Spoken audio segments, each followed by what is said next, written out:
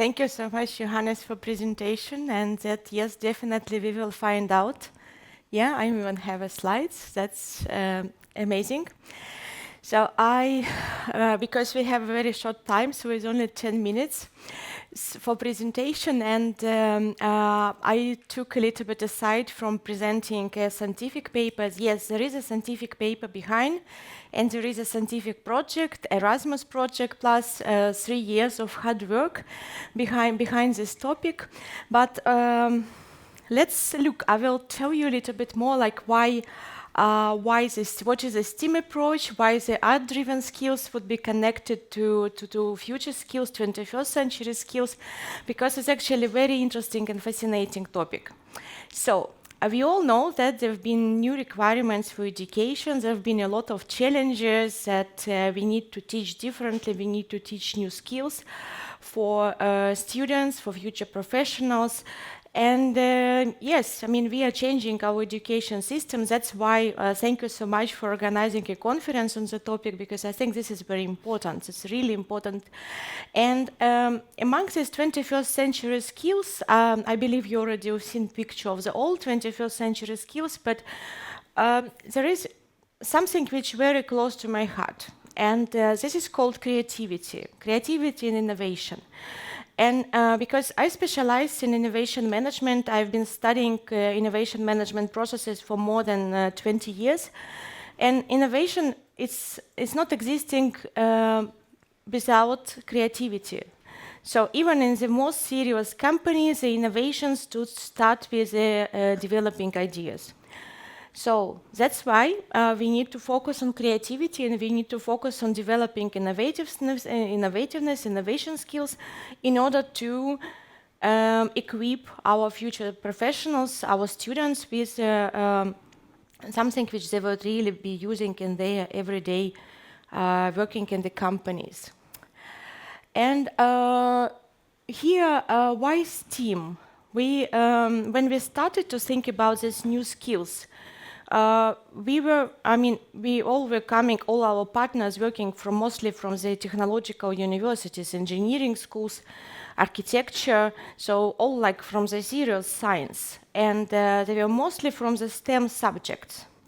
So, and we thought like, okay, creativity, let's try something out of the box. And we decided that, okay, we have also professionals. We all have, most of us had artistic hobbies. One of my colleagues is a dancer. Some people are able to write. Some people are doing theater improvisation. And we thought like, okay, we are creative. We can do it we can transfer the skills for students combined with the core subject of innovation management. And when we started to do research, we figured out actually people already doing that. And this is called STEAM approach. It means that they brought arts into STEM. They do it in elementary schools in the United States, in Canada. They are doing it a lot in Europe as well. And maybe some 5 years ago, STEAM came to university education. And even without knowing what STEAM is, I figure out that most of my colleagues are doing I'm using some element of arts in their classes just to make them more interactive. How many of you are applying storytelling in your classes? Yes, many hands. How many of you are asking students to sketch or impress with visual drawings, like some concepts? Yes, guys, you're applying STEAM. You are STEAM professional almost. So, I mean, there is a lot of different things. We also use theater, for example, teaching students how to do interviews. We are writing a script, we are writing a scenario, and we are proceeding with that. But, okay, let's go further. So when we started to work in this international project, we started to read a lot about subject. And it was actually very interesting that one of our PhD students called it STEAMpreneur. STEAM and entrepreneur, so kind of entrepreneur with the STEAM skills. So it was more of a joke, but meanwhile, a theoretical concept behind exists. And it tells that there is a STEM skills for the entrepreneurs, for example, for innovators, need to be combined with artistic skills, soft skills, a number of skills. I will share, I can share slides or even maybe paper behind that. And also unconventional skills. I think something which is not clear, it probably would be the unconventional skills.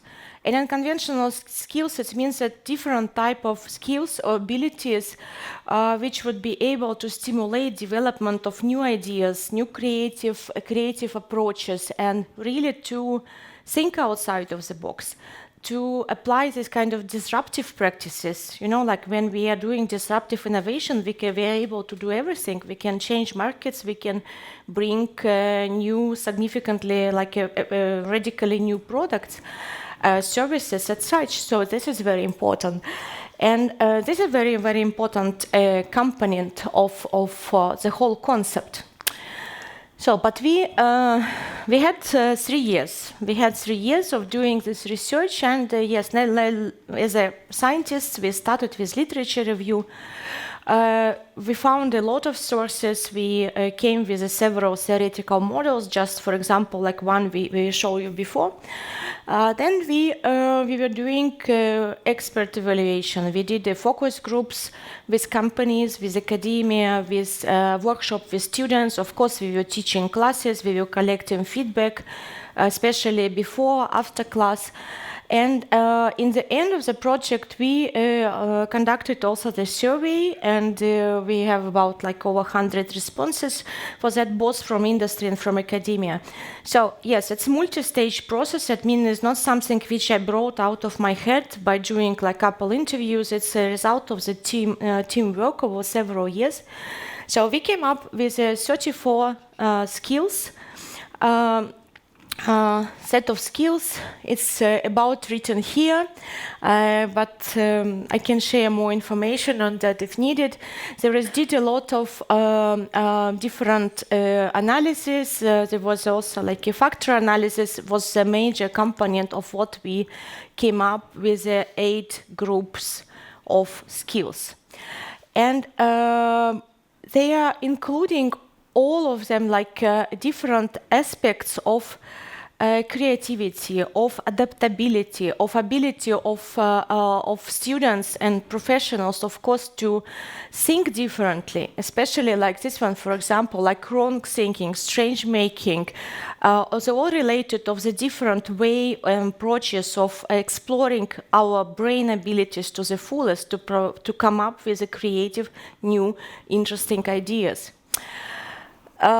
In addition to that, our skill sets also include like more like a human-centered and abilities to solve different type of difficult problems, also to trust our imagination, creativity, and creativity, intuition, etc. So it was really a large set of skills. Coming with more like a set of skills, we would be supporting the creativity. That would be naturally leadership, a strategic foresight set of skills with orientation for the development of humans, for future scenarios.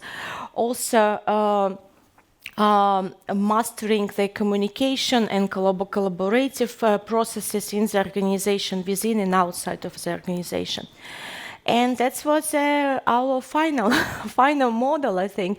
So there was, based on this research process, we figure out like 34 individual skills which are characterizing the future skills of innovation entrepreneur, the entrepreneur who would, or like company employees who are working a lot with innovation, focusing on developing new ideas and creativity, and the supporting set of skills such as, of course, communication, collaboration, and leadership, and entrepreneurial mindset. So 4 groups three bigger clusters of skills, which are focusing on innovative problem solving, which is, by the way, is also a very a main focus of the STEAM approach. Emotional and innovative cognition, including all the possible thinking abilities and creativity, and then the interpersonal competences, including leadership and communication. And in the end, yes, of course, there is, I think it's time to stop, but it's actually last slide. So yes, its research have both, I think, scientific and also practical implications, because as managers, you get a set of skills which is very useful for your company employees to be developed. And then as an innovation in educational institution, you also get understanding of what kind of skills it would be good to develop for our future professional of people who are entering the labor markets. Thank you so much.